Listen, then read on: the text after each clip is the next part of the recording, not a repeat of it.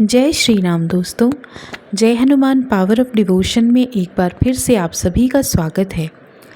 आज का वीडियो उन भक्तों के लिए है जो कभी कभी गलती में भगवान के नाम के कपड़े पहन लेते हैं।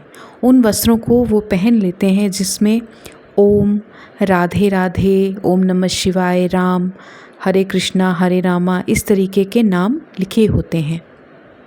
ऐसे कपड़े आपको हर धार्मिक जगह पर आसानी से मिल जाते हैं।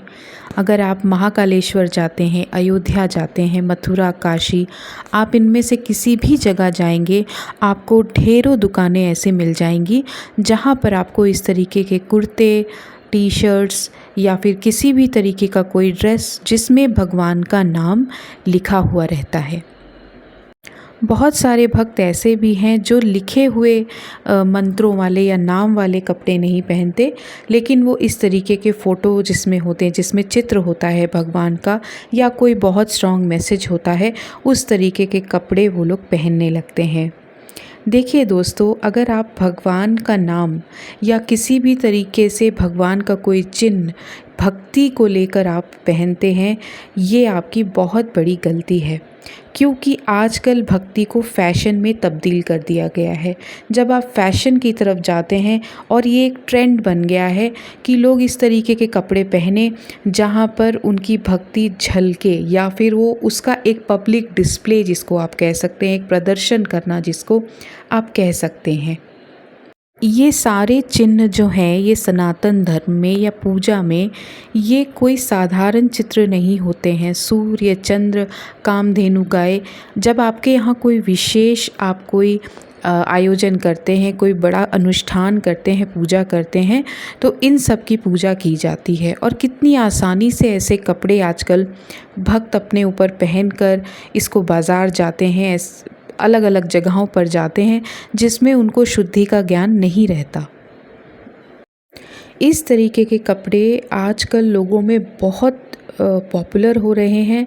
और जो एक भक्ति का जो एक मॉडर्न तरीका है कि अगर हम अपने किसी भगवान को मानते हैं, इष्ट देव हैं हमारे, हनुमान जी हमारे इष्ट देव हैं, राम जी हमारे इष्ट हैं, अगर हम किसी भी भगवान को मानते हैं तो हम उनके नाम का टी शर्ट, उनके नाम का कुर्ता जिसमें सामने डिज़ाइन हो, पीठ पर डिज़ाइन हो, पैर पर डिज़ाइन हो, हम इस तरीके के कपड़ों को चुन लेते हैं और उन्हें हम बहुत ही गर्व के साथ हम उन्हें कहीं भी पहनकर चले जाते हैं, जो इतना बड़ा अपमान है अपने भगवान के लिए।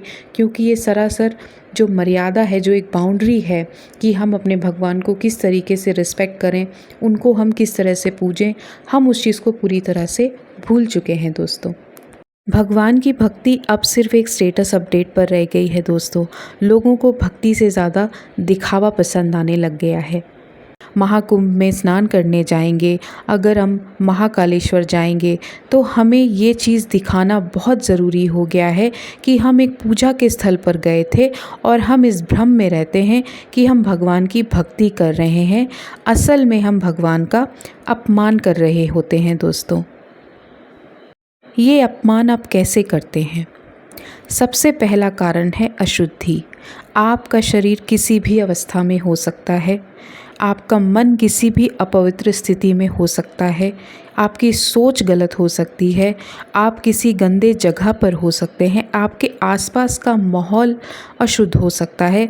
लेकिन अगर आप भगवान के नाम का टी शर्ट, उनके नाम का कुर्ता, कोई भी ऐसी ड्रेस पहनते हैं जिसमें भगवान के नाम की छवि है या कोई उनका मंत्र लिखा हुआ है, तो ये बहुत गलत बात है और इससे भगवान का अपमान तो होता ही है और आप उन मंत्रों का भी अपमान करते हैं जो सिर्फ बोलने के लिए नहीं बने हैं, बल्कि वो वैदिक मंत्र हैं। वैदिक मंत्र को एक सही जगह पर, एक सही समय पर और किसी विशेष पूजा में, अनुष्ठान में ही बोला जाता है। और अगर आप ओम नमः शिवाय को आप एक साधारण मंत्र मानते हैं तो ये आपकी बहुत बड़ी गलती है। जैसे आप अपने घर में भोलेनाथ की पूजा करते हैं, उनको जल चढ़ाते हैं, आप मंदिर जाते हैं, उनका अभिषेक करते हैं, वहाँ पर आप आँख बंद करके शिव जी का स्मरण करके ओम नमः शिवाय का जाप करते हैं, वो स्थिति अलग होती है दोस्तों। लेकिन जब आप ओम नमः शिवाय जैसे वैदिक मंत्र को का लिखा हुआ कुर्ता पहनकर कहीं भी चले जाते हैं, ये सही नहीं है। जब भी हम इस तरीके के कपड़े पहनते हैं तो हमसे जाने अनजाने में कभी पैर लग जाता है, कभी हम गंदी जगह पर जा सकते हैं। इससे हमारे भगवान का, हमने जिनके लिए वो कपड़ा पहना है, उनकी ही भक्ति या उनका ही अपमान होता है। हम उस चीज़ को पूरी तरह से मर्यादा में नहीं रख पाते।